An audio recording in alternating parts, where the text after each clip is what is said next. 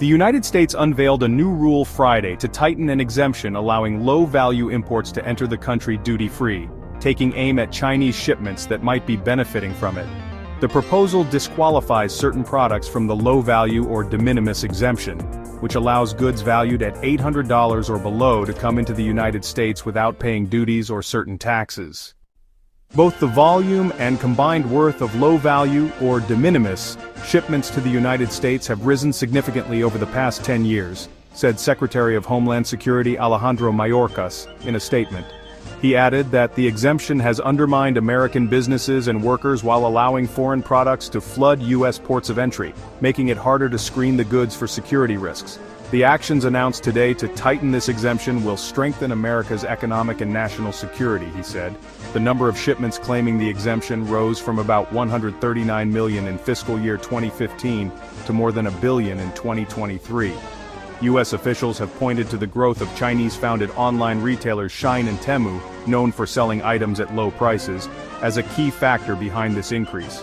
National Economic Advisor Lael Brainard accused Chinese-founded e-commerce platforms of trying to gain an unfair trade advantage by using the rules.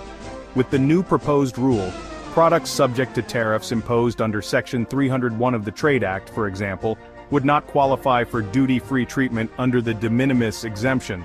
The section has been a key tool used to justify levies against China in recent years.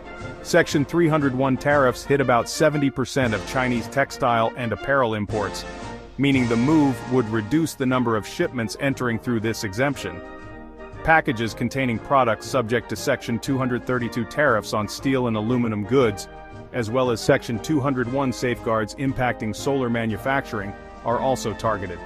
In a notice on Friday, U.S. Customs and Border Protection, CBP, said low-value e-commerce shipments pose the same risks as higher-value ones.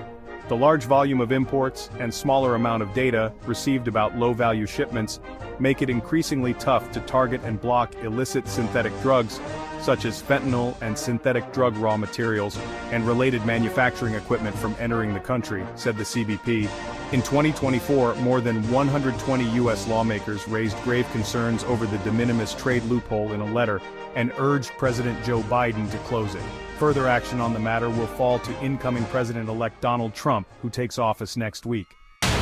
Thank you everyone for watching. If you like this video, please remember to like and subscribe to our channel. See you next time.